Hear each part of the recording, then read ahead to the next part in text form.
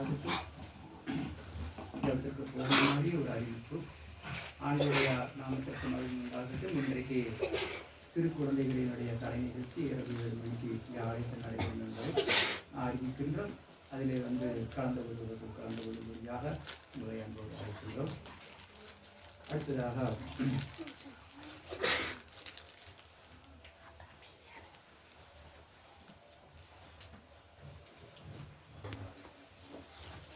எங்கள் பரலோகத்தின் தந்தையே, எனக்கு நன்றி கொண்டவரே, எங்களை ஆட்கொண்ட எங்கள் தெய்வமே, எனக்கு நன்றி. ஒப்பற்ற உடைய பிள்ளைகளை மேலே எனக்கு ஆர்வம் வைத்து அந்த கருவிகளை கொண்டு உடைய பிள்ளைகளை ஆசீர்வதித்த தயவுக்காக யாரையும் புறம்பே தருவதில்லை, யாவரையும் நீர் அணைத்து கொடுக்கிறீர்கள்.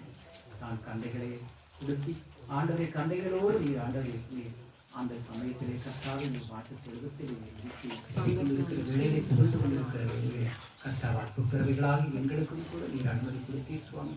எவ்வளவோ ஆண்டவரை நீர் எங்களோடு இருந்து இடத்தையும் வெள்ளத்தையும் ஆண்டவரை கொடுத்து காத்து வழிநடத்தையே நடத்தி கொண்டிருக்கிறேன். அதற்காக நன்றி சொல்லுவோம். ஆண்டவரே, ஆண்டவருடைய பிள்ளைகள் எங்கெல்லாம் இருக்கிறார்களோ அங்கெல்லாம் உடைய ஆசீர்வாதத்தை ஆண்டவரை தாரும் கர்த்தாவை உடைய சேர்க்கையால் மறைத்துக் கொள்ளும் கர்த்தாவை ஒருவருக்கும் எந்தவிதமான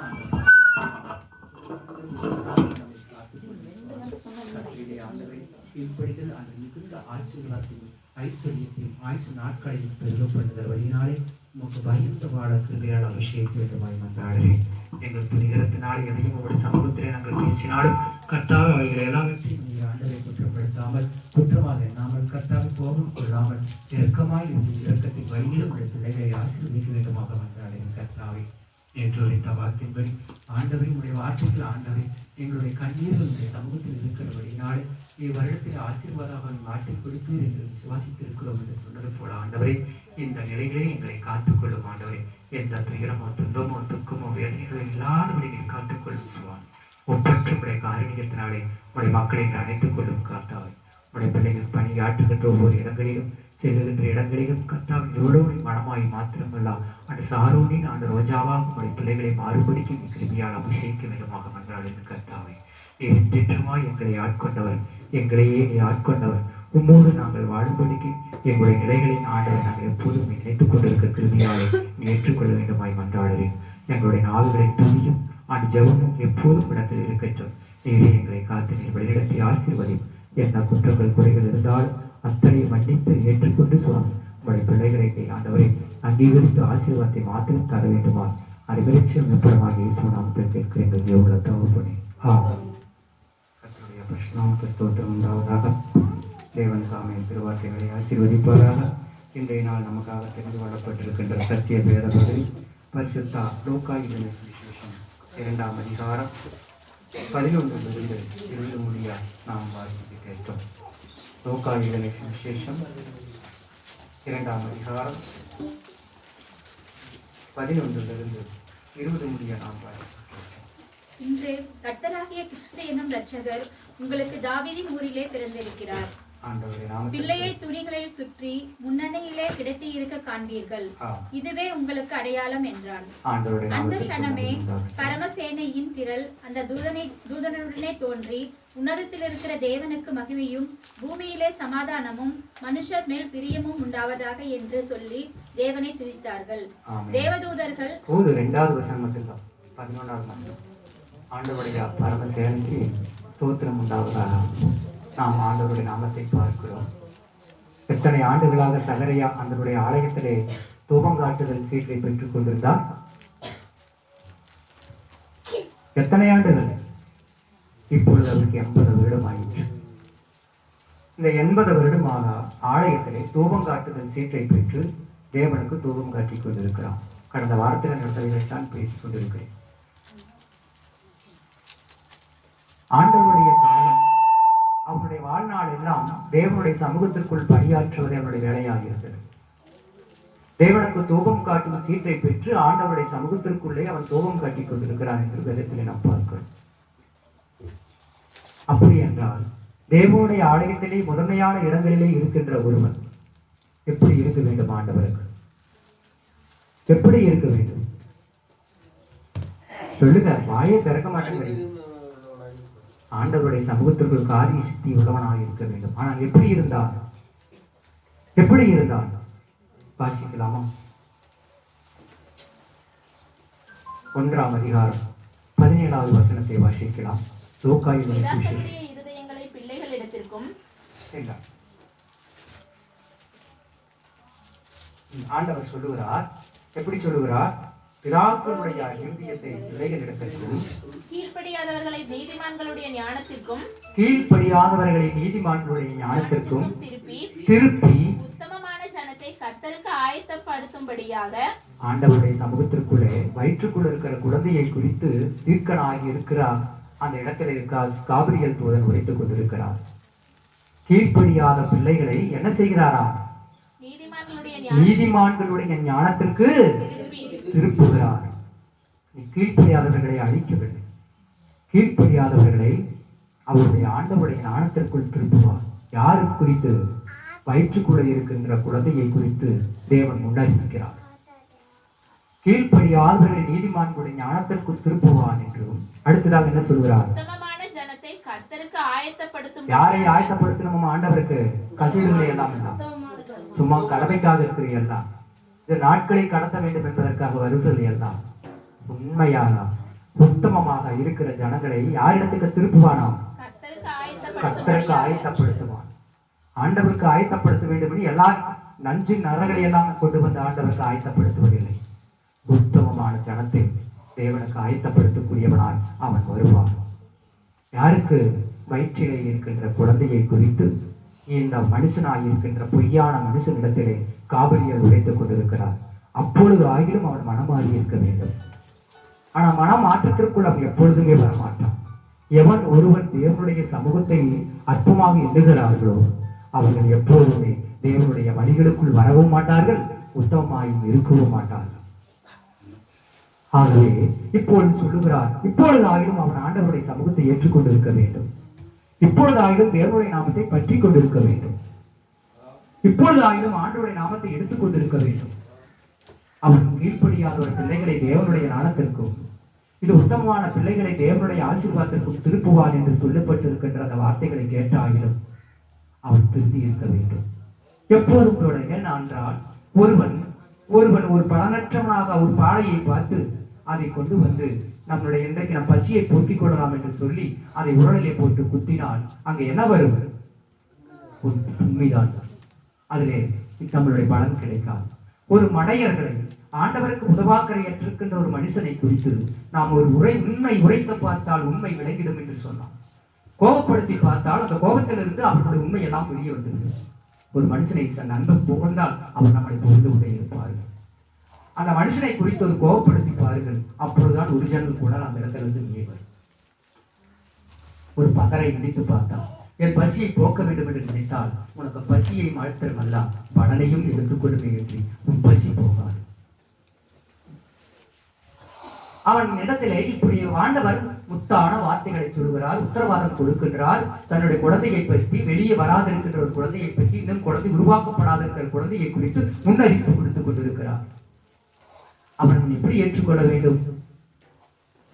எத்தனை கற்றாலும் தேவா பக்தி ஏதும் மற்ற பாவி, எவ்வளவு புத்தி கேட்டும் அவ்வளவு கதிரோஷி.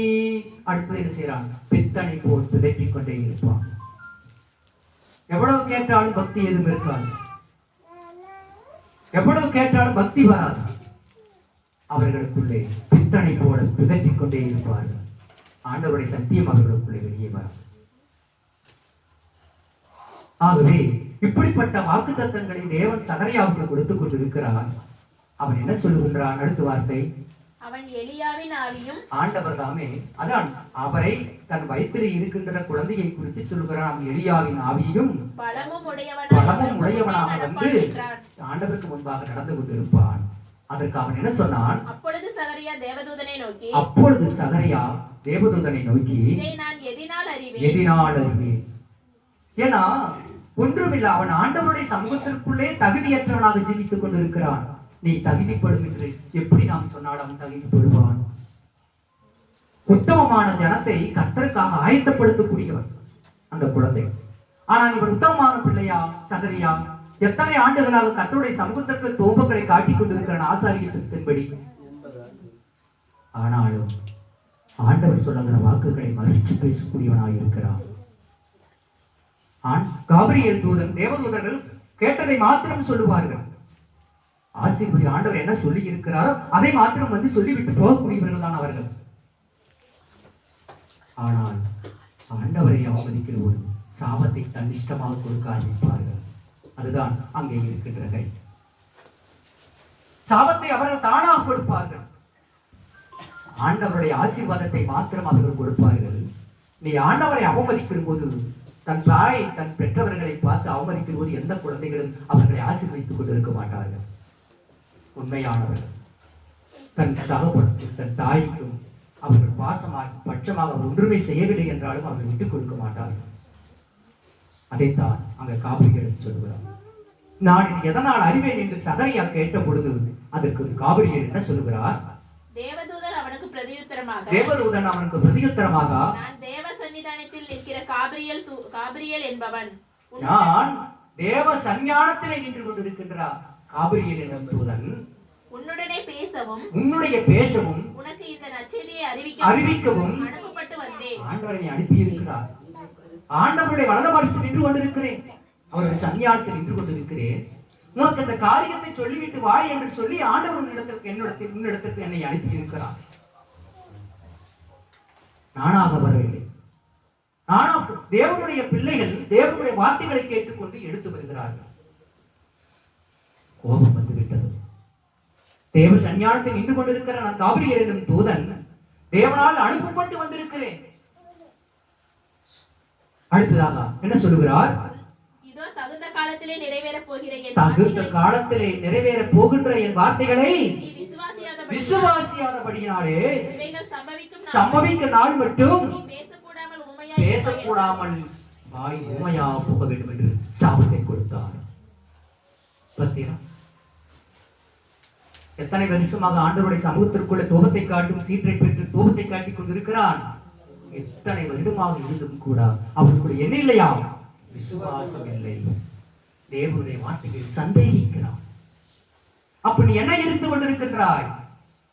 எதற்காக இருந்து கொண்டிருக்கின்றாய்? நீ உங்கள் ஊழியத்திற்காகவும் வயிற்றுக்காகவும் வாழ்க்கை நடத்தி கொண்டு தேவனை விளையாடி கொண்டிருக்கின்றாய். விசுவாசியாதபடியினாலே, தேவனுடைய வார்த்தையை விசுவாசியாதபடியினாலே நீ சம்பவிக்கும் நாள் மட்டும் குறித்த காலம் நிறைவேறும் வரைக்கும் நீ பேசக்கூடாமல் ஊமையாயிருப்பாய் என்று சாபத்தை கொடுத்தார். பார்த்தீங்களா? விசுவாசம்தான் ஆண்டவருடைய சமூகத்திற்குள்ளே எல்லாவற்றையும் மாற்றி கொடுக்கும். விசுவாசம் இல்லை என்று சொன்னால் எதையும் மாற்ற முடியாது. ஆபிரகாம் 100 வயது ஆயிற்று. ஆகவே அவன் விசுவாசித்தான். அதனால அவனுக்கு பெயர் விசுவாசத்தின் தந்தை என்று பெயர் சூட்டப்பட்டது. 100 வருடம் கழித்து அவனுக்கு ஒரு புத்தக ஞானத்தை தேவன் அருளினார். கர்த்தருடைய வார்த்தைகளை அவன் விசுவாசித்தான், எனக்கு அது கிடைக்கும் என்று. ஆனால் அந்த விசுவாசம் அவனை ரட்சித்தது. அவனுக்கு குழந்தைகளும் பேர்களும் பூமியில் உள்ள சகல வம்சங்களும் உனக்குள்ளே ஆசீர்வதிக்கப்பட்டிருக்கும் என்று சொன்னார். ஆண்டவருடைய பிள்ளைகளை பாருங்கள். விசுவாசம் உயர்ந்த நிலைகளை கொண்டு வந்து கொடுக்கும். விசுவாசம் உன்னதத்தின் வழிகளை திறந்து கொண்டிருக்கும். விசுவாசம் இல்லாமல் தேவனை தேடுவது கூடாத காரியம்.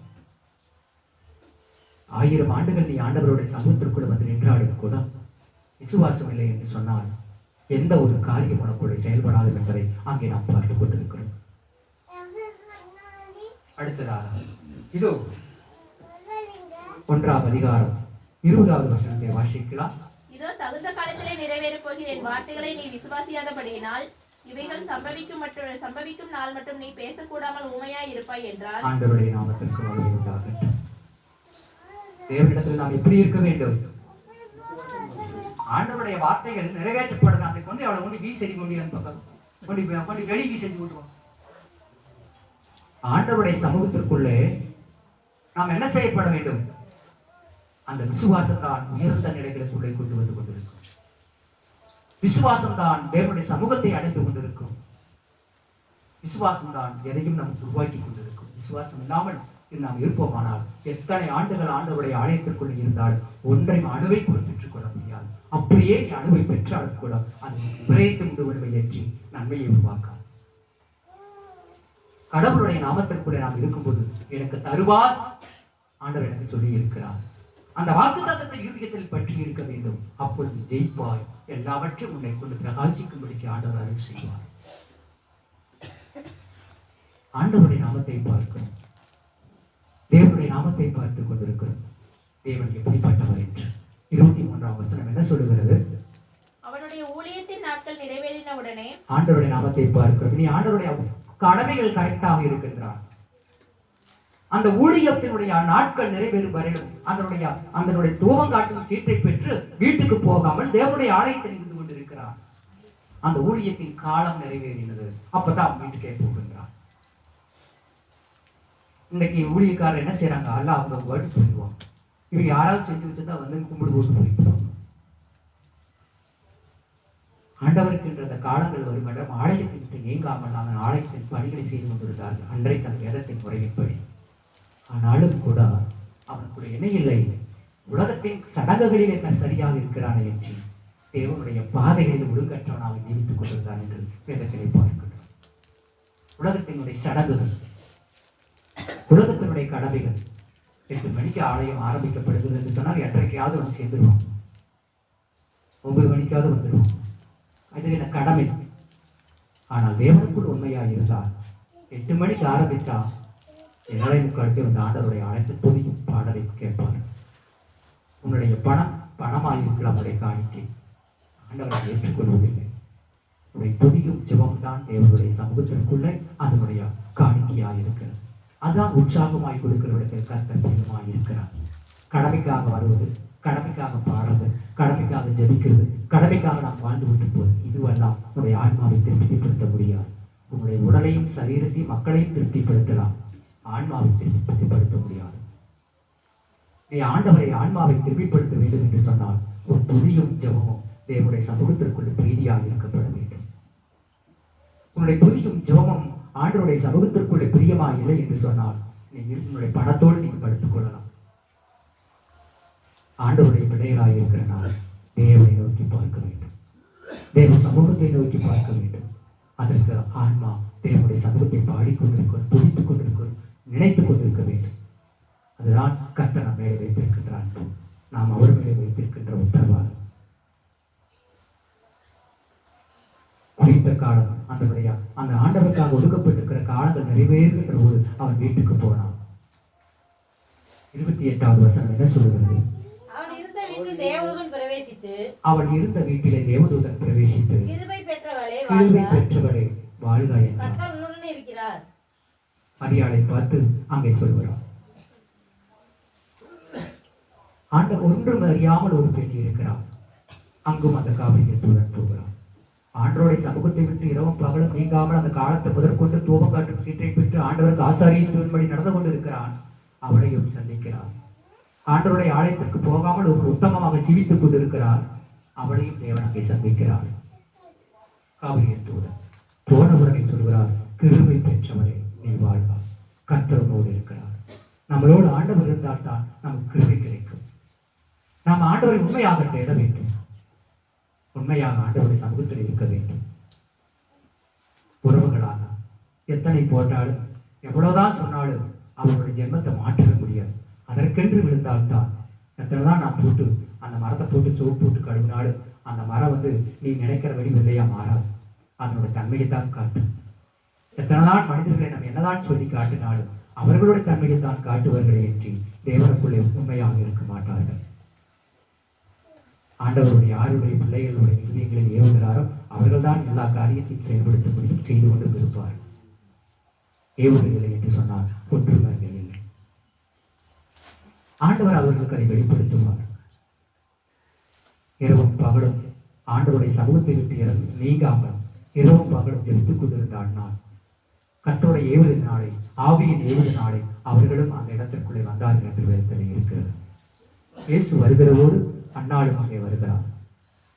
ஆண்டவருடைய பிள்ளைகளாக இருக்கிற நாம் ஆண்டவரோடு வாழுகின்ற போது ஏவுடன் இருக்க வேண்டும், அனல் இருக்க வேண்டும். கிருபை இருந்தால் ஆண்டவருடைய சமூகத்திற்குள்ளே இதோ கிருபை பெற்றவளே நீ வாழ்க, கர்த்தர் உன்னோடு இருக்கிறார். அந்த ஆண்டவர் உன்னோடு இருக்கும் பொழுது நீ கிருபை பெற்றிருப்பாய், குறைபற்று வாழ முடியாது. ஆண்டவர் உன்னோடு இருந்தால் தான் அந்த கிருபை உனக்கு கிடைக்கும், இல்லை என்றால் அந்த கிருபை கிடைக்காது. அடுத்ததாக இதோ 38வது வசனத்தை வாசிக்கிறோம். அதற்கு மரியாள், இதோ நான் ஆண்டவருக்கு அடிமை, நான் ஆண்டவருக்கு அடிமை, உம்முடைய வார்த்தையின்படி எனக்கு ஆகக்கடவது என்றால். என்ன சொன்னார்கள்? ஏன்னா கிருபை பெற்றவளாய் ஆண்டவர் கூட இருக்கிறதுனால்தான் கிருபை அவளுக்குள்ள இருக்கிறது. தேவனுடன் சொல்லுகின்ற பொழுது அவர் என்ன செய்கிறார்? இதோ நான் ஆண்டவருக்கு அடிமை என்றார். நான் ஆண்டவருக்கு அடிமை. ஆகவே இவர்கள் ஆலயத்திற்கு போகவில்லை. வீட்டிலே இருக்கிற போது அவள் இருந்த வீட்டிலே போய் ஆண்டவர் அவளை ஆசீர்வதிக்கிறார். ஆண்டவர் அவளை போய் ஆசீர்வதிக்கிறார். கிருபை பெற்றவளை நீ வாழ்க. எங்கே இருந்து கொண்டிருக்கிறார்கள்? வீட்டிலே இருக்கிறார். அவள் ஆண்டவருக்கு அடிமை என்று சொல்லுகிறாள். ஆலயத்திலே இருக்கிறவன் என்ன செய்கிறான்? எதனால் அறிவேன் என்று ஆண்டவருடைய வார்த்தையை மறுத்து பேசுகிறார்.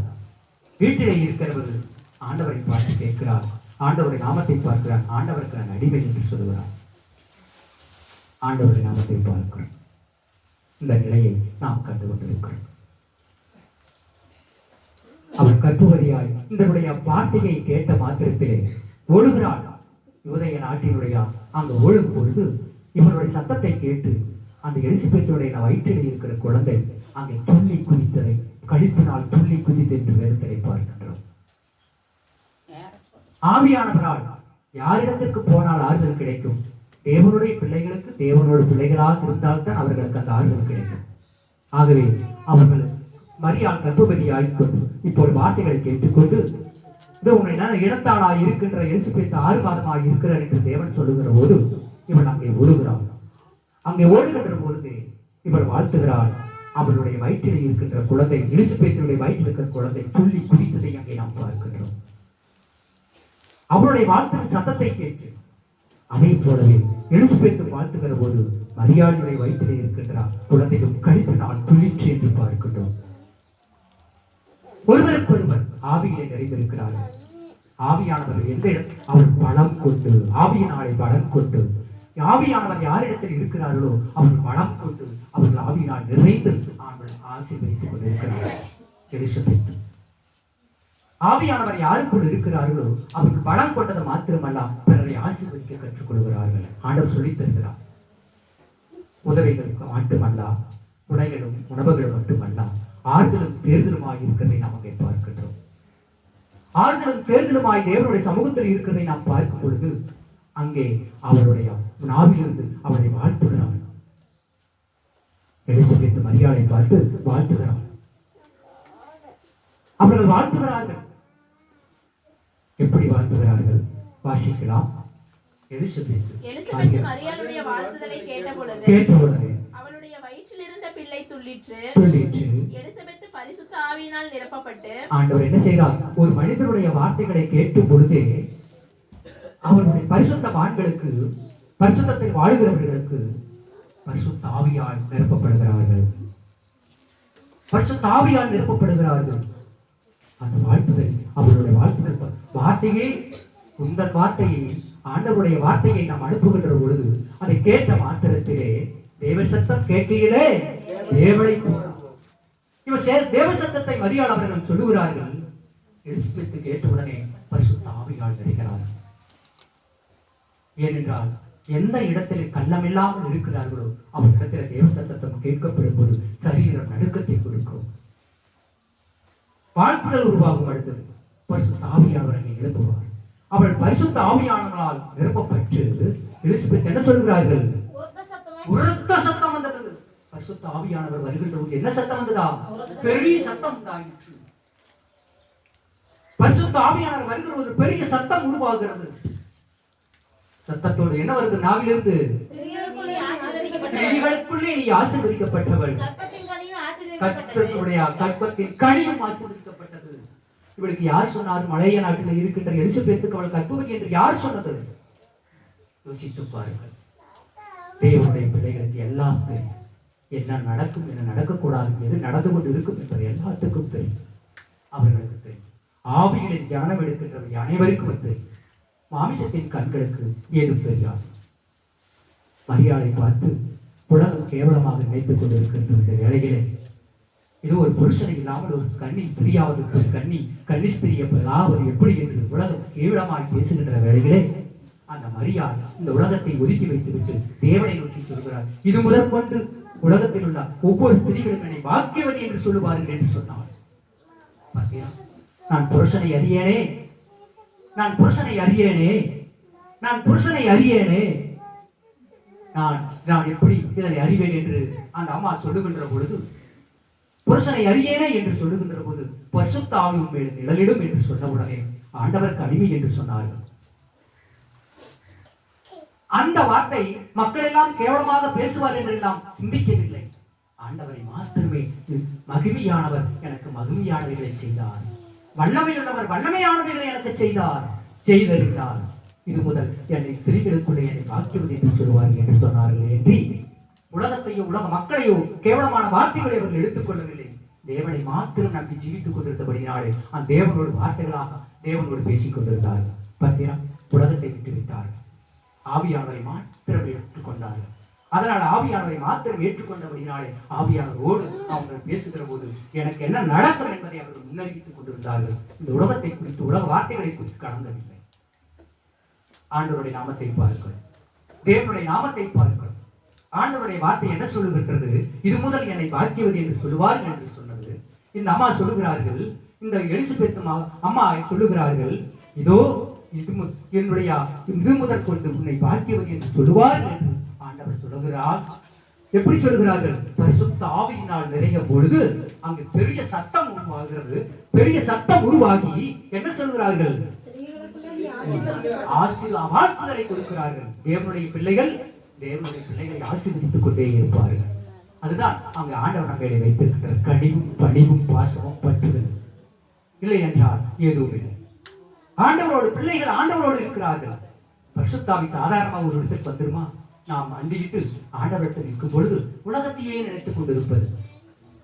மரியாதை அப்படி எல்லாம் உலகத்தை நினைக்கவில்லை, பரலோகத்தின் தேவனை நினைத்துக் கொண்டு நடக்கப் போகும் காரியங்களை குறித்து அவர் சந்தோஷப்பட்டுக் கொண்டிருந்தார்கள்.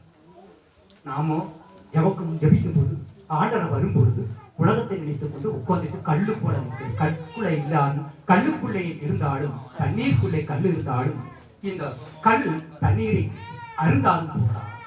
நீ தேவனுக்குள்ளே வாழ்ந்து கொண்டு உட்கார்ந்து கொண்டு உலகத்தை நினைத்துக் கொண்டு நீ வாழ்ந்து கொண்டிருந்தால் தேவனுடைய வார்த்தை உங்களுக்கு எப்படி கிரியை செய்து யோசித்துப்பார். தண்ணிக்குள்ளதான் இருக்கிற, ஆனா தண்ணி குடிக்க மாட்டேங்குதே கண்டு. நீ ஆவிக்குள்ளதான் இருக்கிற, ஆவியானவருடைய சமூக ஆலயத்திற்குள் இருக்கிறேன், ஆனால் ஆவியானவர்களை பற்றிக்கொள்ள மறுக்கிறது. காரணம் என்ன? நீ முழுகி இருக்கின்றாய், உயிரற்ற பிணமாக முழுகி நிற்கின்றாய்.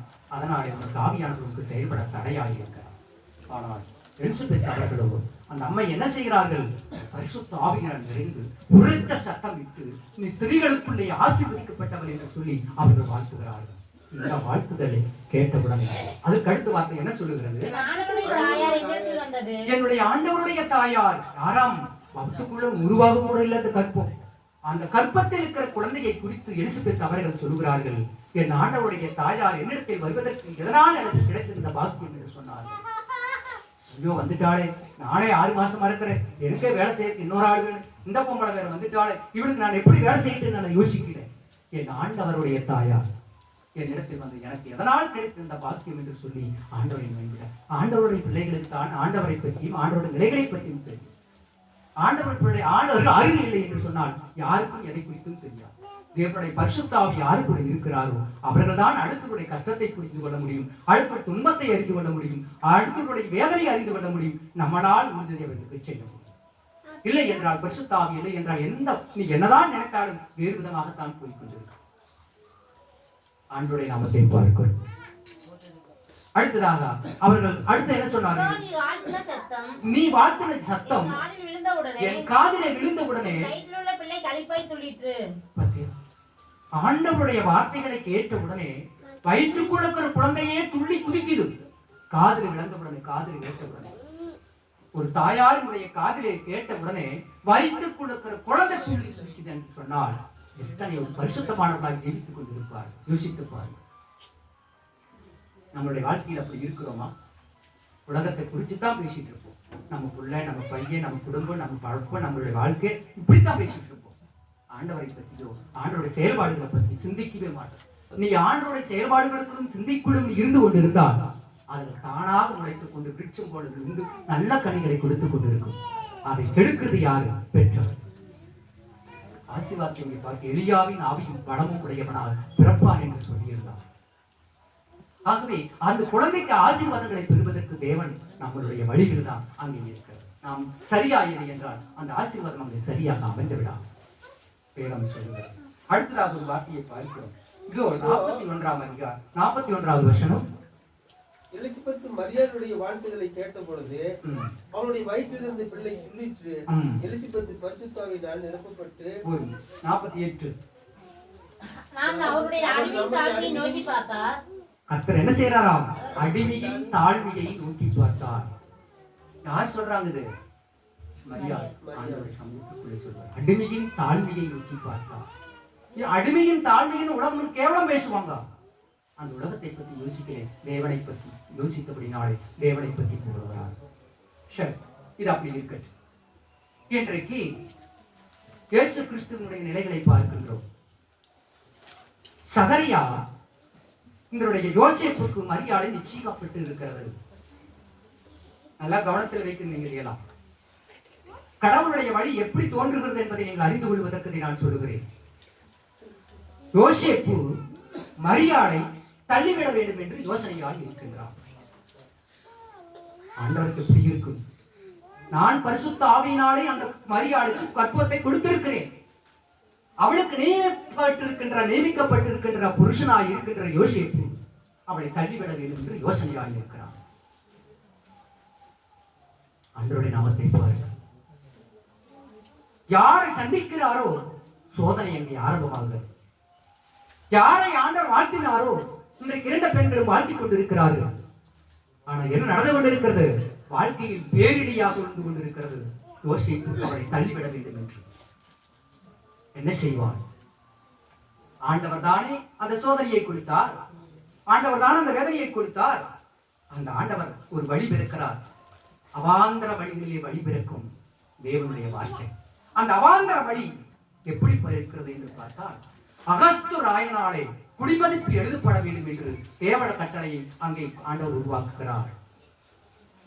அகஸ்து ராயனாலே மக்கள் தேசாதிபதிகள் எங்கெங்க இருக்கிறார்களோ அங்க இருக்கிற மக்கள் எல்லாம் அந்த ஊருக்கு வந்தாக வேண்டும், பெத்லகேமுக்கு வந்தாக வேண்டும். அரசன் அங்கு குடிமதிப்பு எழுதியாக வேண்டும். ஆகவே இந்த குடிமதிப்பை எழுதுகின்ற பொழுது அந்த மரியாதை கூட்டிக் கொண்டு யோசேப்பு அங்கே வருகின்றார். நீ தள்ள வேண்டும் என்று நீ நினைக்கல, பதிவு பண்ண வேண்டும் என்று ஆண்டவர் நினைக்கிறார். நம்மளுடைய வழிகள் நம்மளுடையது அல்ல. எல்லாம் தேவன் எதை கொடுத்தாரோ அதை நிறைவேற்றுவதற்கு அங்கு ஒரு வழியை வைத்திருப்பார். ஆகவே அகஸ்தராயனை அந்த மன்னனை எழுப்பினார், தட்டி எழுப்பினார். அவன் என்ன செய்தான்? அங்கு குடிமதிப்பு எழுதும்படிக்கு உலகம் எங்கிலும் கட்டளை பிறப்பித்தார். கட்டளை பிறப்பிக்கப்படுகின்ற பொழுது எல்லாரும் அந்த நாட்டுக்கு அங்க வந்தாக வேண்டும். நாம அமெரிக்காவில, ஆஸ்திரேலியாவில, இங்கிலாந்து தேசத்துல, மலேசியாவில எத்தனை பேர் இருக்கிறாங்க இந்தியாவினுடைய கணக்கு இருக்கு இல்லையா? அதே போலவே இந்தியாவுக்குள்ள எந்தெந்த நாட்டுக்காரங்க இருக்கிறாங்க அந்த கணக்கம் இங்க இருக்கு, எழுத தெரிஞ்சுக்கலாம். அப்படியாக நீ எந்தெந்த ஊர்ல நாடோடி வாழ்க்கை வாழ்ந்து கொண்டு இருந்தாலும் உலகத்தினுடைய ஜனமதிப்பை எழுதப்பட வேண்டும் என்று அகஸ்தராயன் கட்டளை பிறப்பித்தபடினாலே இவன் தள்ளிவிட வேண்டும் என்று மரியாதை யோசித்துக் கொண்டிருந்த வேளையிலே அவனை கணக்கெழுத விடுபடி கர்த்தர் அங்கே தீர்மானம் பண்ணி அவனை அந்த நாட்டுக்கு கொண்டு வரும்படி கட்டளை பிறப்பிக்கிறார். அல்லேலூயா. நீ நினைக்கலாம் நீ வெறுக்க வேண்டும் என்று, ஆண்டவர் நினைப்பார் உன்னை சேர்க்க வேண்டும் என்று. உலகம் நினைக்கலாம் உன்னை ஒதுக்க வேண்டும் என்று, கர்த்தர் நினைப்பார் உன்னை உயர்த்த வேண்டும் என்று. ஆகவே கட்டளை பிறப்பிக்கப்படுகிறது, கட்டளை உருவாக்கப்படுகிறது. அவன் எழுதுகிறான் குடிமதிப்பு எழுதும்படி. உடனே யோசேப்பு மரியாதை கூட்டிக் கொண்டு தேசத்திற்கு வருகிறான். பத்திரம் அழிக்க வேண்டும் என்று நீ நினைக்கிறாய், பதிவு பண்ண வேண்டும் என்று ஆண்டவர் நினைக்கிறார். உன்னை சிறுகு பண்ண வேண்டும் என்று நீ நினைத்துக் கொண்டிருக்கிறாய், உன்னை பெருகு பண்ண வேண்டும் என்று அவர் நினைத்துக் கொண்டிருக்கிறார். இதுதான் கர்த்தர் நம்மை வைத்திருக்கின்ற காருண்யத்தின் உச்சம், காருண்யத்தின் உச்சம். ஆகவே அவன் வருகின்ற பொழுது மரியாதை கூட்டிக் கொண்டு கழுதியை ஏற்றிக்கொண்டு வருகிறார்கள். ஆண்டவருடைய திட்டம் சாதாரணமானதா? அவருடைய திட்டம் அளவரியது, அளப்பரியது. ஆகவே இவன் எந்த குழந்தையை தள்ளிவிட வேண்டும் என்று நினைத்தானோ, எந்த மரியாதை தள்ளிவிட வேண்டும் என்று நினைத்தாயோ, அந்த மரியாதையும் அந்த குழந்தையும் பதிவேற்றப்பட வேண்டும். இதுதான் தேவ கட்டளை. ஆகவே வழியிலேயே இடம் வேண்டுமா, மாளிகை வேண்டுமா, கோபுரம் வேண்டுமா, இல்லை சொந்த இடம் வேண்டுமா, எந்த இடமே இல்லை. ஆகவே இன்றைக்கும் கூட நம்ம சொந்த இடத்துல எந்த குழந்தையும் பிறக்கிறது இல்லை. அன்றைக்கு பிறந்த இந்த 10-20 வருஷத்துக்கு முன்னாடி வீட்டுக்குள்ளேயே வளர்ந்து அவங்க வீட்டுக்குள்ளேயே, இந்த 10-25 வருஷத்துக்கு பின்னாடி எல்லா குழந்தையுமே வெளியே தான் போய் பிறந்துட்டு இருக்கு. ஏன்னா நாய் குட்டி போட்டாப்பட எல்லாம் வெளியே போய் குட்டி போட்டிட்டு இருக்காங்க, எல்லாமே போய் இது பண்ணிட்டு இருக்காங்க. ஏன்? அந்த பாவத்தின் வித்து அதிகரித்துக் கொண்டு இருக்கிறது. ஆகவே வீட்டை மறந்து வெளியே போய் கொண்டிருக்கிறார்கள். பிணம் அப்படி வீட்டில் சாகிறதால் வெளியே போய் சேர்ந்து கூட்டிட்டு வந்துட்டு இருக்கிறாங்க. பாவங்கள் மிகுதியாக இருக்கின்றபடியினால் ஆண்டவருடைய பிள்ளைகள், தேவனுடைய பிள்ளைகளை நாம் பார்த்துக் கொண்டிருக்கும் போது கர்த்தருடைய நிலைகளை பாருங்கள். அவர் என்ன செய்கிறார்? இவன் தள்ள வேண்டும் என்று நினைத்தார், ஆண்டவர் பதிவு செய்ய வேண்டும் என்று காத்திருந்தார். ஆகவே அந்த இடம் இல்லை, மாளிகை இல்லை. எல்லா மக்களும் அங்கங்க ஓடி வருகிறார்கள். ஓடி வந்து அந்த இடத்துல தங்குபடிக்கு ஒரு சத்திரத்தை, ஒரு சாவடியை பிடித்துக் கொண்டார்கள். அந்த காலத்துல என்ன செய்வாங்க? வீட்டுக்கு எல்லாம் கொஞ்சம் குடும்பத்துல 10 பேர், 2 பேர், 7 பேர், 8 பேர் இருப்பாங்க. அதனால ஊருக்குள்ளேயே உள்ளூருக்குள்ளேயே கல்யாணம் வச்சிருவாங்க. அப்ப என்ன செய்யறது? மாப்பிள்ளையை கொண்டு வந்து அந்த கொண்டு சாவடி கொண்டு தங்க வச்சிருவாங்க. இவன் தங்க வச்சுட்டு இவன் என்ன செய்வாங்க? பங்காளி வீட்டு யாரோ ஒரு வீட்டை கேட்டு கண்டுபிடிச்சு அந்த வீட்டுல கொண்டு போய் இறக்கு வரைக்கும் தேடி பண்ணிட்டு இந்த மாப்பிள்ளையை அழைச்சிட்டு போய் அந்த வீட்டுல கொண்டு விடுவாங்க. அதுதான் அந்த சாவடி வச்சிருப்பாங்க. அப்ப அந்த வீட்டுல கொண்டு அந்த மாப்பிள்ளையை கொண்டு விட்டுருவாங்க அவங்களுடைய பங்காளி வீட்டுல. அப்ப அந்த வெளியே வெட்டி அவங்களும் பேசிட்டு இருப்பாங்க, இவங்களும் பேசிட்டு இருப்பாங்க, இவங்களும் கொண்டு சோறு வச்சிருப்பாங்க, எண்ணெய் வச்சிருப்பாங்க, எல்லாம் பார்த்துட்டு பேசிட்டு இருப்பாங்க. மாப்பிள்ளை அப்ப இன்னொரு பொண்ணுக்கு ரெடி ஆகி, இன்னொரு பொண்ணுக்கு ரெடி ஆகி இது உறவுகளை கண்டிருந்தது. அன்றைக்கு எதுவும் இல்லை, அந்த வீட்டுக்குள்ளே எல்லாம் பண்ணிட்டு எல்லாம் செஞ்சுட்டு முடிச்சுட்டு வந்துட்டு இருந்தாங்க. இன்னைக்கு அப்படி எல்லாம் மண்டபம் போயிட்டாங்க. அப்ப புரோக்கரை தேட ஆரம்பிச்சிடறாங்க. ஆகவே கடவுளுடைய பிள்ளைகளாக இருக்கிற நாம் அந்த எல்லாரும் வந்து சொல்ல வந்த வார்த்தைகள் தான் அந்த சாவடிகளை கொண்டு மாப்பிள்ளை உட்கார வச்சிருவாங்க, அந்த குடும்பத்தை எல்லாம் உட்கார வச்சிருவாங்க. அப்படி யார் வந்தாலும் வெளியூர்ல வந்து சடுதி வீட்டுக்கு கூடாத இது கொண்டு அங்க உட்கார வச்சிருவாங்க. அப்படித்தான் எல்லா ஊரில் இருந்தும் பதிவடுவதற்காக வந்து கொண்டிருக்கிறார்கள். தன்னுடைய ரிஜிஸ்டர் பதிவு பண்ணியாக வேண்டும், அகஸ்தராயனுடைய கட்டளை. அதிலே எல்லாரும் வந்து அடிக்க எல்லாம் வந்து தங்கிட்டாங்க. அந்த சத்திரத்துல எல்லாம் வந்து நிறைச்சு கிடக்குறாங்க, தங்கிட்டு இருக்கிறாங்க. அந்த சாவடிக்கு இடமே இல்லை. வயிற்று புலத்தாச்சு குழந்தை கொண்டுட்டு இந்த வயிற்று புலத்தை கூட்டிட்டு யோசேப்பு வருகிறான். போய் பார்த்தா சாவடியில் இடம் இல்லை, சத்திரத்துல இடம் இல்லை. என்ன செய்வான்? அந்த இடத்த பக்கத்துல ஒரு மாட்டுக்கொட்டாய் இருந்தது. சரி, வேற வழி இல்லை, போய் மாட்டுக்கொட்டாயில் தங்கிக்கலான்னு சொல்லி இந்த அம்மாவளை கூட்டி கொண்டு போய் அந்த மாட்டுக்கொட்டைகளை வைத்து அந்த இடத்துல துணியும் இல்லை. இல்லையா?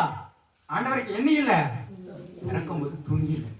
அந்த முந்தாடி சிலை கிழிச்சு, அவங்க கட்டி இருக்கிற அந்த முந்தாடி சிலை கொஞ்சம் கிழிச்சு அதை போட்டு பழைய துணிகளை சுற்றி முன்னணியிலே கிடத்தினார்.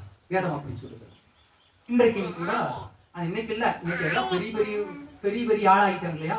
அன்னைக்கெல்லாம் வீட்டில இருந்து ஒரு ஆள் எங்கேயாவது போனா பழைய சிலையெல்லாம் கிழிச்சு கொண்டு வந்து போட்டு பயிர் போட்டு கொண்டு போவாங்க ஆஸ்பத்திரிக்கு போறாங்க.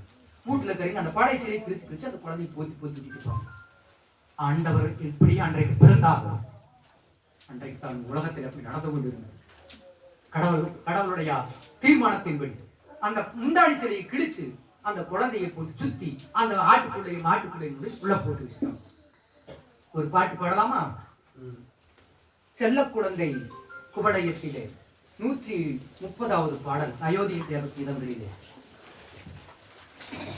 செல்ல குழந்தை குவளையத்தில் சொந்த குழந்தை செல்ல குழந்தை குவளையத்தில் சொந்த குழந்தை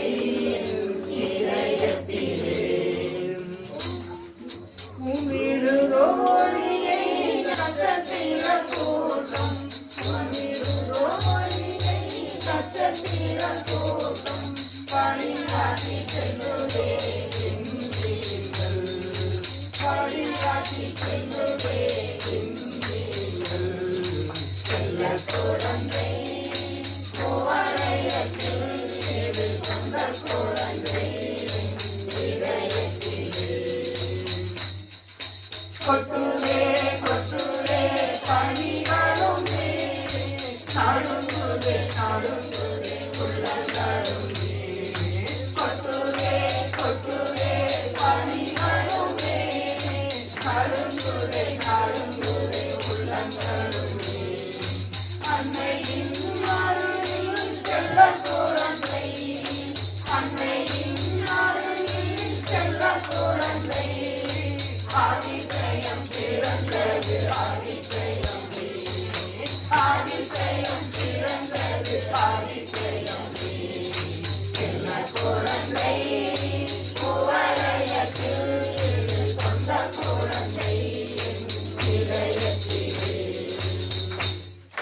தேவாட்டு குட்டிகள் உறங்கிருக்க ஒரு தேவாட்டு குட்டி வந்து படுத்திருக்க தேவாட்டு குட்டிகள் உறங்கிருக்க ஒரு தேவாட்டு குட்டி வந்து படுத்திருக்க தேவர்கள் வந்து காவல் இருக்க தேவர்கள் வந்து காவல் இருக்க சாமிகள் வந்து பணிகின்றாரே சாமிகள் வந்து பணிகின்றாரே செல்ல குழந்தை குமரையத்தில் இது சொந்த குழந்தை இதயத்திலே ஓடுதே ஓடுதே இருளோடுதே கொண்டுதே கொண்டுதே ஒளி கொண்டுதே ஓடுதே ஓடுதே இருளோடுதே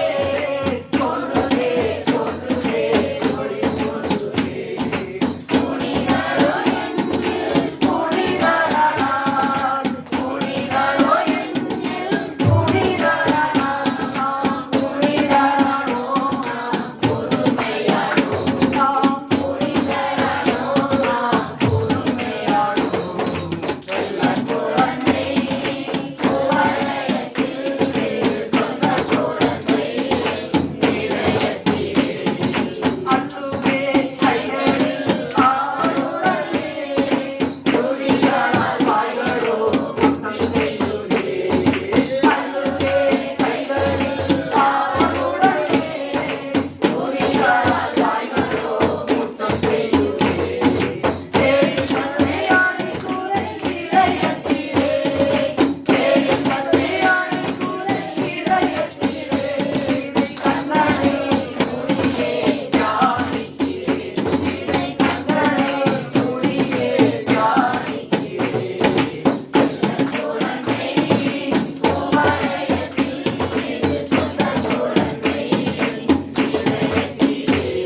ஆண்டவருடைய நாமத்தை பார்க்கின்றோம். இந்த குழந்தை இப்பொழுது துணிகளை அந்த முந்தாணி செடியை கிழிச்சு அந்த குழந்தையை சுத்தி அந்த இடத்துல அந்த நாட்டுக்கு உள்ள இருக்கின்ற அந்த புல்லுக்குள்ள போட்டுட்டாங்க, கிடத்திட்டாங்க. அந்த ஆட்டுக்கு காவல்காரன் மேய்ப்பர் எல்லாம் இங்க காவல் பார்த்துக் கொண்டிருக்கிறார்கள், அதை கவனித்துக் கொண்டிருக்கிறார்கள். அது மட்டுமல்ல, இவர் என்ன செய்கிறார், இந்த மனுஷனையும் இந்த குழந்தையும் இந்த மரியாதையும் தள்ளிவிட வேண்டும் என்று அவன் யோசித்துக் கொண்டிருக்கிற அந்த வேளையிலே இந்த குழந்தையும் பிறந்து விட்டது. பார்த்தீரா, அந்த மரியாதை தள்ளிவிட வேண்டும் என்றார். குழந்தையும் பதிவாகக்கூடிய ஒரு கட்டத்திற்குள்ளே தேவன் அங்கே வருகிறார். மட்டுமல்ல, இவன் செய்தால் இது வேண்டுமானாலும் செய்து விடுவான் என்பதற்காகத்தான் அங்கே மேய்ப்பர்களை காவலுக்கு செய்துவிட்டு மறுபடியும் தேவதானம் தேவ சேனையெல்லாம் பரம சேனையெல்லாம் ஒன்று கூடி இங்கே என்ன செய்கிறார்கள், அங்கு இருக்கின்ற மேய்ப்பர்கள் கூட்டத்தை எல்லாம் தேடி போகிறார்கள். எங்கெங்கே மேய்ப்பர்கள் இருக்கிறார்களோ அங்கெல்லாம் போய் சொல்லுகிறார்கள், இதோ ஒரு அதிசயம் பிறந்திருக்கிறது, தேவாட்டுக்குட்டி பிறந்திருக்கிறது, மேசியா பிறந்திருக்கிறார் என்று சொல்லி எல்லாத்துக்கிட்டையும் போய் அங்கே பறைசாற்றிக் கொண்டிருக்கிறார். என்னவாம், மனிதன் நினைக்கின்றான் இவளை தள்ள வேண்டும் என்று, தேவன் நினைக்கிறார்கள் உயர்த்தப்பட வேண்டும், இதை புகழ்ச்சியை காட்ட வேண்டும் என்று சொல்லி ஓடுகிறார் எல்லா பக்கம். அது மட்டுமல்ல, இவர்கள் மேய்ப்பர்கள் எழுத தெரியாதவர்கள், படிக்க தெரியாதவர்கள், இதை பதிவு செய்ய வேண்டும். ஆகவே வான சாஸ்திரிகளிடத்துக்கு போகிறார். வான சாஸ்திரிகளிடத்துக்கு போய் அவர்கள் எல்லாத்திலும் அறிவிக்கிறார் தேவனாகிய கர்த்தர் அந்த காபிரியல் தூதனை அனுப்பி. ஒன்று மட்டுமல்ல, காபிரியல் தூதன் ஒன்று மட்டுமல்ல, பரமசேனையே, பரலோகத்திற்கு அத்தனை சேனைகள். ஒரு சின்ன மனுஷன் நினைக்கிறார், சின்னதுதான் இந்த தள்ளி ஓடி போயிடலான்னு சொல்லிட்டு என் தேவன் பரமசேனையை பரலோகத்திலிருந்து கீழே இறங்கியதை நாம் பார்க்கின்றோம். பார்த்தீங்களா, ஒரு துன்பம் துயரம் வேதனையும் கடந்து வந்திருக்கிறது இருக்குது என்பதனால் கலங்கி விடாதீர்கள். தேவன் தன் தூதர்களை முதலாவது அனுப்புகிறார். மட்டுமல்ல, உன்னை ஆழ பதியும்படிக்கு பரமசேனைகளை பூமி எங்கும் அனுப்பிக் கொண்டே இருப்பார். பரலோகத்திற்குள் இருந்து கீழே இருக்கிறார். உன்னை தேவன் தன்னிடத்தில் பதிவு செய்கிறார், உலகத்தால் பதிவு செய்கிறார்.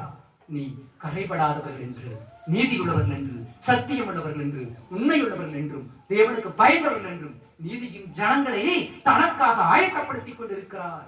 பார்த்தீரா, நம்மை ஆயத்தப்படுத்திக் கொண்டிருக்கிறார். அவர்கள் சொல்லிவிட்டார்கள், இவர்கள் சொல்லிவிட்டார்கள், இப்படி நான் சொன்னப்படுகிறேன், வேதனைப்படுகிறேன் என்று ஒரு காலம் கலங்கக்கூடாது. கர்த்தர் நீதி உள்ள தேவன், நியாயாதிபதியாக இருக்கிறார். உன்னை காத்துக் கொள்வார். பயப்படாதீர்கள். எந்த நிலையிலும், எந்த துக்கத்திலும், எந்த கஷ்டத்திலும் ஒன்றுக்கும் நீ அஞ்சக்கூடாது. ஏனென்றால் தேவாதி தேவன் மகா பெரிய கணம் உழைத்தவர். பரமசியாளியின் திரள்களை கூட்டி வந்து உன்னை உயர்த்துவார், உன்னை பதிவு செய்வார், உன்னை காத்துக் கொள்வார், நிலைநாட்டுவார், உன்னை நிலைப்படுத்துவார், உன்னை பிடித்து போட மாட்டார். எனக்கு அன்பான என் பிள்ளைகளே, ஆண்டவரே, தேவாட்டு குட்டிகள் எல்லாம் ஆட்டுக்குட்டிகள் நிறைய இருக்குது. ஒரு தேவாட்டு குட்டி அங்கே படுத்துக் கொடுக்கிறது இல்லையா? அந்த தேவாட்டு குட்டி ஆகிய கிறிஸ்து அந்த இடத்துல படுத்துக்கு இருக்கிறார். அன்னையின் அருகினிலே செல்ல குழந்தை குளிரும் பனியும் கொட்டுகிற அந்த வேளையில், நடுக்கும் இருக்கும் வேளையில் போத்தி இருக்க கூட அந்த துணியை கிழித்து அந்த குழந்தையை போத்தி விட்டு பனியிலும் குளிரிலும் படுத்திருக்கிறாளே அந்த அன்னை மரியாள் அந்த தந்தையாய் விளங்குகின்றார். யோசேப்பு வெளியே காவல் செய்து கொண்டிருக்கிறதை பார்க்கிறோம்.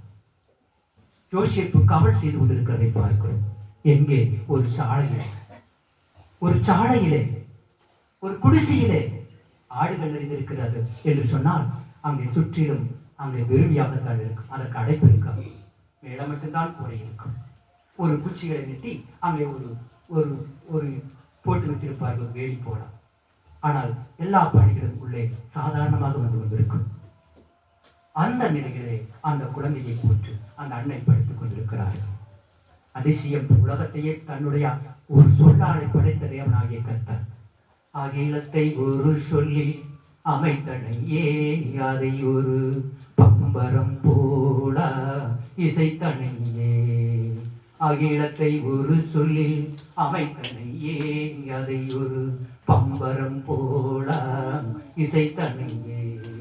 மரமுயிர் தாதி இன்னும் வான்புகள் அனைத்தையும், மரமுயிர் தாதி இன்னும் வான்புகள் அனைத்தையும் ஒரு வார்த்தையால் சனப்பொழுதில் நேர்த்தியாய்ந்தாக்கி வைத்தார். ஏன்னா ஒரு சனப்பொழுதிலே, ஒரு நிமிடத்திலே வானமும் பூமியும் அது உள்ளவைகளும், இது சர்ப்பரசை மண்டலங்களும் அயனி மண்டலங்களும், இதோ ஓடுகின்ற துருவ நட்சத்திரங்களும் இத்தனையும் உருவாக்கி மரமும் செடிகளும் கொடிகளும் பூமிகளும் உயிரினங்களும் நதிகளும் சமுத்திரங்களும் உண்டாக்கினவர் ஒரு நொடி. அப்படிப்பட்ட தேவனாகி கர்த்தர் கொட்டும் பணியில் கோமகன் இந்த இடத்தில் கிடக்கின்றார். உடுத்த உடைகளை போர்த்த துணி இல்லை என்று குடும்பமே அங்கே கதிகலங்கி கிடக்கின்றது. எதற்காக? ரட்சிப்பு உலகத்துக்கு கொண்டு வர என்பதற்காக என் கோமகன் அங்கே படுத்து கிடக்கின்றார். ஒரு பாடலை பாடலாமா? இறைமகனே எனக்குள்ளே இன்பம் தாருமே.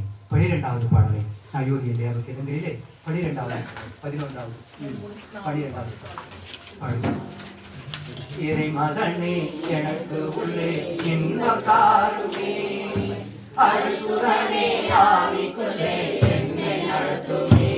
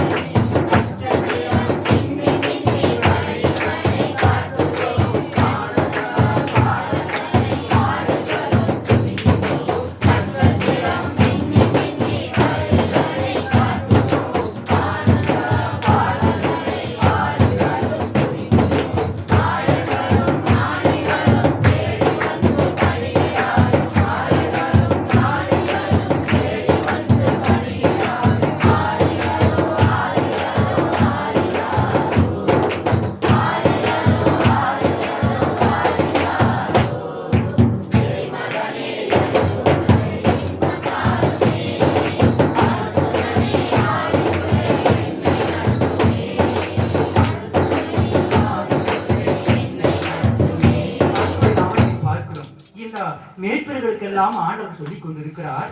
இந்த மேய்ப்பர்கள் என்ன இடத்தில் இருக்குது என்று எப்படி தெரியும்? அவர்களோ கல்வி அறிவு இல்லாதவர்கள் இல்லையா? ஆகவே ஆண்டவர்களுக்கு வழிகாட்டும்படிக்கு நட்சத்திரத்தை முன்னே அனுப்புகிறார். பார்த்தீரா, நாம் திக்கு தெரியாத தீவிர திசை கட்டு போகக்கூடாது என்பதற்காக நமக்கு துணைகளை ஆண்டவர் வழிகளை நமக்கு காட்டும்படிக்கு தேவதூதர்களை அனுப்புகிறார். நீ தேவதூதர்கள் அல்ல, இது தேவனால கிரியைக்கு உட்பட்டிருக்கின்ற அனைத்து அதிசயங்களையும் நடத்துகிறவராய் இருக்கின்றார். அந்த நட்சத்திரங்களை முன்னே நடக்க செய்கிறார். அவர்களோ இந்த நட்சத்திர பக்கமாக போய்கொண்டே இருக்கிறது. இவர்கள் அந்த நட்சத்திரத்தின் வழிகளை பார்த்துக் கொண்டே நடந்து கொண்டிருக்கிறார்கள். எங்கே போவது என்று காண முடியும். அன்பான அருமையான பிள்ளைகளே, நம்மை தேவன் காணுகிறார். நம்மை உயர்த்தப்பட வேண்டும், உன்னதத்திலே கொண்டு வர வேண்டும், ஆசீர்வாதத்தை கொடுக்க வேண்டும், உன்னை மகிமைப்படுத்த வேண்டும் என்பதற்காக உன்னை வழிகாட்டியாக அந்த நட்சத்திரத்தை அவர்களுக்கு அனுப்பி கொண்டிருக்கிறார். அது மட்டுமல்ல, வான சாஸ்திரிகள், அந்த வாசன சாஸ்திரிகளுக்கும் ஆண்டவர் குறிப்பினால் கொடுக்கிறார். அவர்கள் கேட்டு அதை பார்த்து கொண்டே குறிப்பெழுதி கொண்டு இந்த அதிசயமான நட்சத்திரங்கள் எப்படி இப்படி தோன்றியது என்று சொல்லி அந்த அதிசயமான அந்த கிரிகளை கண்டு அவர்கள் வான சாஸ்திரிகள் அதை எழுதிக்கொண்டே அந்த இடத்திற்குள் போகிறார்கள். எப்படி போகிறார்கள்? இன்றைக்கும் உண்டு. ஒரு பிரசவத்த காலத்துக்கு போனா ஆப்பிள், ஆரஞ்சு, ரொட்டி இதெல்லாம் வாங்கி கொண்டு போய் அவர்கள் கொடுத்து விட்டு வருவார்கள் இல்லையா? இதை தனக்கு உண்டான தனக்கு சக்தி கொண்டாடுது, தன்னுடைய திறமை கொண்டாடுதை அவர்களுக்கு வெறும் கையாள போகக்கூடாது என்பதற்காக அதை கொண்டு போய் அவர்களுக்கு கொடுக்க போவார். இன்றைக்கு மட்டும். ஆனால் அந்த வான சாஸ்திரிகள் என்ன செய்தார்கள்? இந்த இடத்துல அவர்களுக்கு என்ன வேண்டும்? என்ன வேண்டும்? அவர்களுக்கு ஒரு சாலையிலே படுத்துக்கிறவர்களுக்கு என்ன வேண்டும்? ஒரு துணி, அவர்களுக்கு சாப்பாடு வேண்டும். ஆனால் என் சர்வலோகத்தின் தேவன் சகலத்திற்கும் அன்னதானம் பண்ணுகிறவர், அவருக்கும் உணவுகளை போச்சிக்கின்ற தேவனாகிய கர்த்தருக்கு இந்த வானசாஸ்திரிகள் எல்லாம் அறிந்திருந்தபடினாலே அவர் வெள்ளை போலம் கொண்டு போனார்கள், கந்தவர்க்கம் கொண்டு போனார்கள்.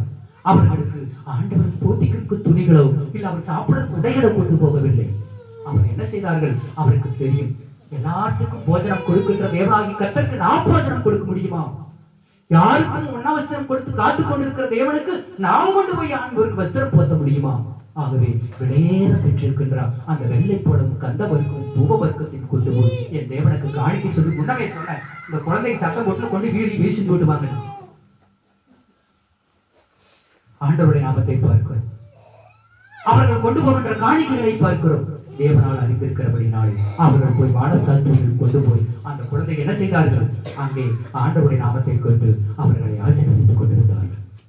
தேடி போனார்கள். அன்பின் தந்தைக்கு, புதியின் பாடகனுக்கு, தூபவருக்கு, ஆண்டவருடைய பிள்ளைகளுக்கு கர்த்தருடைய வழிகளை பார்க்கிறோம். நாம் கலங்கக்கூடாது. நாம் துன்பத்தில் இருக்கும் போது துணையாக தேற்றுவதற்காக தேவன் ஒருவரை அனுப்பிக் கொண்டே இருப்பார். சோர்ந்து போகக்கூடாது. வார்த்தைகளை எடுத்து வெளியே வீசி எறியக்கூடாது. நமக்கு தேற்றுவதற்கு ஒருவரை அனுப்பிக் கொண்டே இருப்பார். அவர்கள் திசைகட்டு போகக்கூடாது என்பதற்காக அவர்கள் பாதையை சரியாக கொண்டு வந்து கொண்டிருப்பார். உன்னை ஆழ்வுபடுத்தவும் தேர்தல்படுத்தவும் அவர் உண்டாக்கினவர். ஒரு நொடியிலே சகலத்தை உருவாக்கின தேவனாகிய கர்த்தர் ஒரு வார்த்தை சொன்னால் போது அங்கு எல்லாமே வானம் கீழறி வந்து அவரை வாழ்த்திக் கொண்டிருக்கும். ஆனால் ஒன்று வரியாத கல்லணை போல ஒரு குழந்தையை அங்கே படுத்து கிடக்கிறதை பார்க்கின்றோம். அடுத்ததாக நான் சொன்னது என்ன? ஒரு யாரை தள்ளிவிட வேண்டும் என்று நினைத்திருக்கிறாயோ, மனிதன் நினைக்கின்றான் தள்ளிவிட வேண்டும் என்று, தேவன் நினைக்கிறார் அவரை உயர்த்த வேண்டும் என்று. நீ அவமானப்படுத்த வேண்டும் என்று நீ ஓடலாம் என்று நினைக்கிறார், தேவன் நினைக்கிறார் அவரை மகிமைப்படுத்த வேண்டும் என்று. ஆகவே அந்த ஸ்திரியானவள் அந்த குழந்தையை படுத்துக் கொண்டிருக்கும் பொழுது தேவனானவன் அவருக்கு முன்னிட்டு சொல்கிறார், எங்கும் இவன் விட்டு போட்டு போக முடியாது. மேய்ப்பர்கள் சாட்சி இருக்கிறார்கள், வந்த மேய்ப்பர்கள் சாட்சி இருக்கிறார்கள், தேவதூதர்கள் சாட்சி இருக்கிறார்கள், விண்ணை செய்வோம் அங்கே வானதூதர்கள் சாட்சியாக இருக்கிறார்கள், சாஸ்திரிகள் வந்து தன் ரெக்கார்டை பதிவு செய்து கொண்டிருக்கிறார்கள். இப்பொழுது அகஸ்தராயனம் பதிவு செய்கிறார். ஒரு இடத்திலே மனசில் கொஞ்சமாக நினைத்துக் கொண்டிருக்கிறார். கொஞ்சமா மனித இதயத்திற்குள்ள வேண்டாம் வெறுப்பாக தள்ளிவிட வேண்டும் என்று. என் தேவன் எத்தனை பதிவுகளை கொண்டு ஆடுகிறார், என் தேவன் எத்தனை பதிவுகளை கொண்டு வருகிறார், எப்படி உன்னை பதிவு செய்கிறார், எப்படி உன்னை உயர்த்த முடிக்க தேவன் இருக்கிறார், எப்படி உன்னை மகிழ்ப்படுத்த வேண்டும் இருக்கிறார். நீர் கேவலப்படுத்த வேண்டும் நினைத்தால் தேவன் உன்னை மகிழ்ப்படுத்துவார். யாராயும் உங்களை கேவலப்படுத்த நினைத்தால் கலங்காதீர்கள். உன்னை தள்ளினால் கலங்காதீர்கள். தேவன் உன்னை உயர்த்துவார்.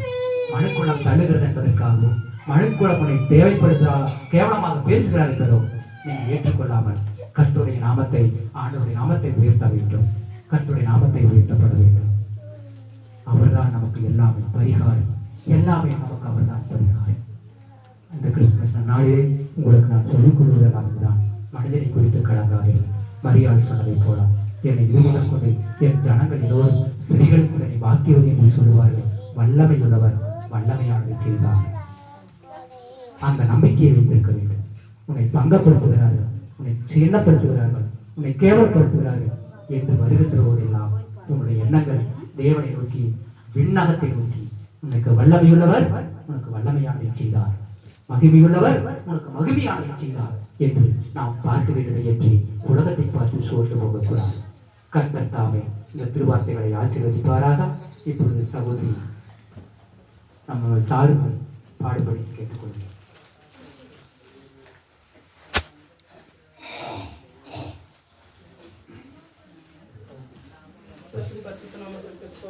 அனைவருக்கும் கிறிஸ்துமஸ் நல்வாழ்த்துக்கள்.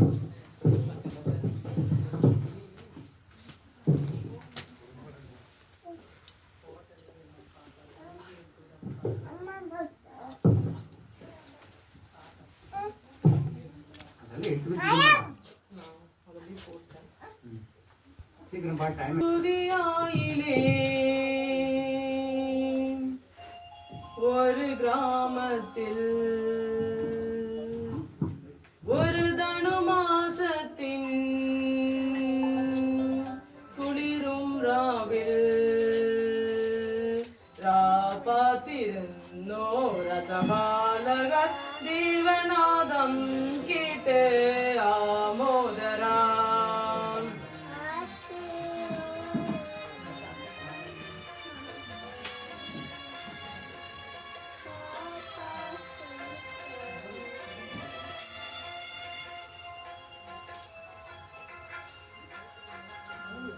யெகூதியாயிலே ஒரு கிராமத்தில் ஒரு தனுமாசத்தின் குளிரும் ராவில் ராபாத்திருந்தோ ரசபாலகர் தீவநாதம் கேட்டு ஆமோதராய். வர்ணராஜிகள் விடரும் வானில் வெள்ளி மேகங்கள் ஒழுகும் ராவில் தாரகராஜகுமாரியோடு தன்னு திங்கள் களபாடி தன்னும் தங்கள் களபாடி க்ளோரியா.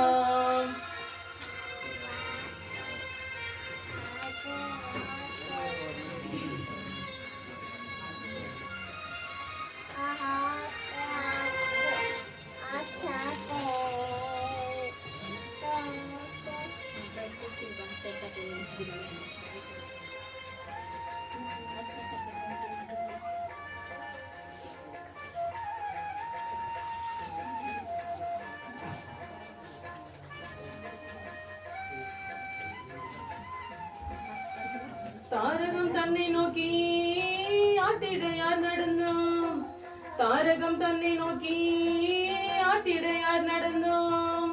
தேஜச முன்னில் கண்டு அவர் பேதலின் தன்னில் வந்து, தேஜச முன்னில் கண்டு அவர் பேதலின் தன்னில் வந்து, ராஜாதிராஜனுண்டே பொன் திருமேனி,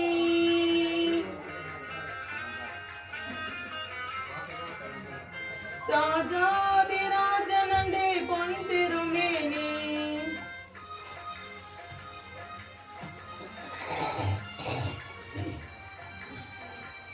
அவர் காலில் தொழுகில் கண்டு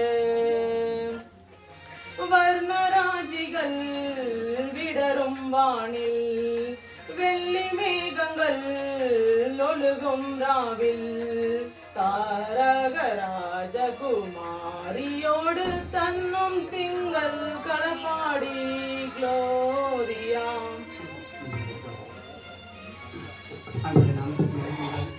எல்லாரும் விண்ணக வேண்டும் மண்ணாக வேண்டாம் என்ற பாடல்படி